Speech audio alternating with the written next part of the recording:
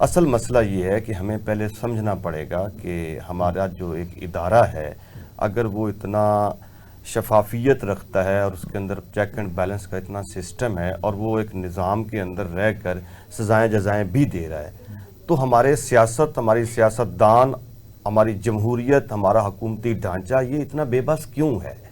یا یہی کیوں کٹہرے میں کھڑا ہو جاتا ہے؟ بار بار یہ کٹہرے میں آ جاتا ہے۔ اس کے پیچھے وجہ کیا ہے؟ اگر عوام کو، عام جو ہمارے ناظرین ہیں انہیں سمجھانے کے لیے ہم تھوڑا سا آسان کر دیں تو کسی بھی ریاست کے لیے جو ستون ہوا کرتے ہیں وہ حکومت کے ساتھ انتظامیہ بھی ہوتی ہے، عدلیہ بھی ہوتی ہے۔ اگر آپ کسی بھی ریاست کو مضبوط کرنا چاہتے ہیں تو پھر وہاں کی جو انتظامیہ ہے ان کا متحرک ہونا، وہاں کی عدلیہ کا بروقت انصاف فراہم کرنا، اور جو سیاستدان ہے اس کا قانون سازی کرنا، یہ عمل اگر اپنے دائرے میں رہ کر جاری رہے تو کبھی بھی ریاست میں یہ حالت نہیں ہوگی جس کے لیے میں اور آپ آج ڈسکس کر رہے ہیں کہ ہمارے سیاستدان اتنے مجبور کیوں ہو گئے ہیں یا اتنے بے بس کیوں ہیں۔ مسئلہ یہ ہے کہ سیاستدان جو ہے وہ عوام کے نمائندے ہوا کرتے ہیں، عوام انہیں منتخب کر کے بھیجتی ہے، تو پہلا سوال بنیادی یہ بنتا ہے کہ کیا وہ عوام سے منتخب ہو کر آتے ہیں؟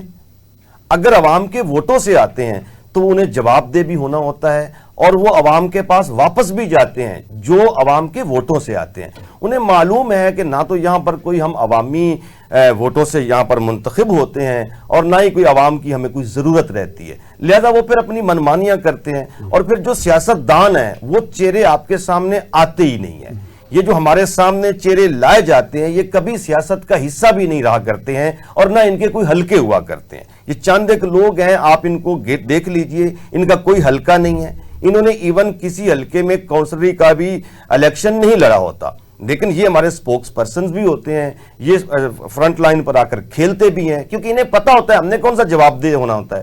جو سیاستدان ہیں، جو منجے ہوئے سیاستدان ہیں، وہ بالکل پیچھے بیٹھ جاتے ہیں۔ آپ یہ جو نظر آتے ہیں ہمیں، آصف علی زرداری صاحب، نواز شریف صاحب، شہباز شریف صاحب، عمران خان صاحب، یہ منجے ہوئے سیاستدان نہیں ہیں؟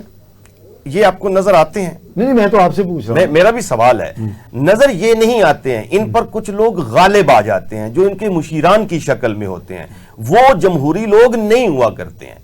آپ ذرا سٹڈی کر لیجئے، آپ یکسر جمہوری لوگوں کو بالکل نظر انداز نہ کیجئے۔ یہ ملک جمہوریت کے نام پہ بنا ہے، مصیبت یہ ہے کہ اس ملک میں کوئی نظام حکومت کبھی کسی نے چلنے ہی نہیں دیا، وہ ان کی نالائکیاں بھی ہیں اس میں شامل، یہ نہیں ہے کہ مطلب ان کی نالائکیاں شامل ہیں۔ بھٹی صاحب نے تو اس پر خاصی روشنی ڈالی ہے۔ جی، تو ان کی نالائکیاں بھی اس کے اندر شامل ہیں۔ بہرحال اس کے باوجود نظام یہی چلنا چاہیے، جمہوریت نے آگے بڑھنا ہے، اس کے اندر بہتری آ سکتی ہے۔ ہمیں پروموٹ کرتے رہنا چاہیے۔ نہیں، نالائکوں کو پروموٹ نہیں، ان کی نالائکیوں کی جو وجوہات بن رہی ہیں ہمیں ان وجوہات کو روکنا پڑے گا۔ کون روکے گا، کیسے روکے گا؟ وہ آپ کا ایک پورا سسٹم ہے، جو قانون سازی وہ کرتے ہیں، اس قانون پر جو عمل درآمد نہیں ہونے دیتی پاور، وہ انتظامیہ ہے، وہ آپ کی عدلیہ ہے۔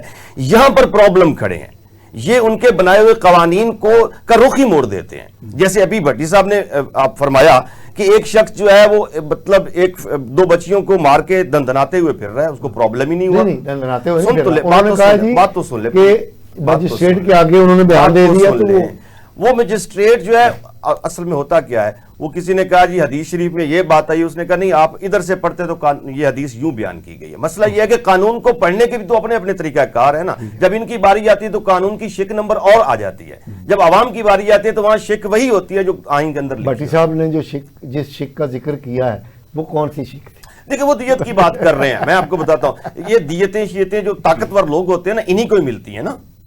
یہ باقیوں کو، ابھی آپ کے سامنے ایک ریسنٹ کیس ہے ڈکی بائی کا، وہ پکڑا گیا ہے، اس کے آپ انکشافات سنیے، وہ کہہ رہا ہے مجھ سے کروڑوں روپے ان لوگوں نے لیے ہیں، اور اللہ بھلا کرے ایک بگ برادر کا وہ نہ آتے تو میں نہ بچتا۔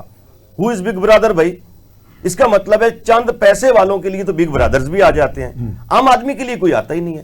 تو مصیبت یہ ہے، میں اور آپ اگر عام آدمی کی آواز نہیں بنیں گے تو پھر اسی طرح ہی ہوگا۔ ہم صرف چند چیزوں کو پکڑ لیتے ہیں جو ہمیں مارکیٹ میں نظر آتی ہیں کہ یہ ہو گیا وہ ہو گیا۔ دیکھیں حکومتیں کام کرتی ہیں، نالائکیاں بھی ہوتی ہیں، اسی طرح سیکھ کے آگے بڑھا جاتا ہے۔ جمہوریت کو آپ نیگلیکٹ نہیں کر سکتے ہیں۔ تمام سیاسی جماعتوں کے اندر میچورٹی بھی موجود ہے، کچھ جماعتوں میں شرارتیں بھی ہوں گی، اب اس کا مطلب یہ تھوڑی ہے کہ ہم پورے نظام کو ہی اٹھا کر پھینک دیں باہر.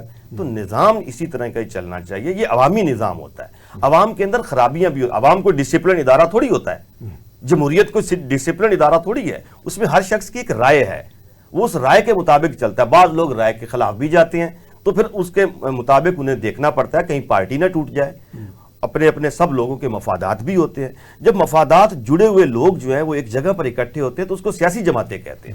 سیاسی جماعتوں کے اندر مختلف طرح کی سوچ پائی جاتی ہے. اداروں میں یہ نہیں ہوتا. اداروں میں ایک چیز طے ہوتی ہے, اس کے مطابق چلا جاتا ہے. اور الحمدللہ ہماری پاک فوج جو ہے وہ ادارہ بڑا زبردست ہے. اس کے اندر وہ تو دنیا مان رہی ہے, بلکہ ہمیں کہنے کی ضرورت ہی نہیں ہے. آج دنیا مان رہی ہے کہ بڑی کمال کارکردگی دکھائی ہے اس نے.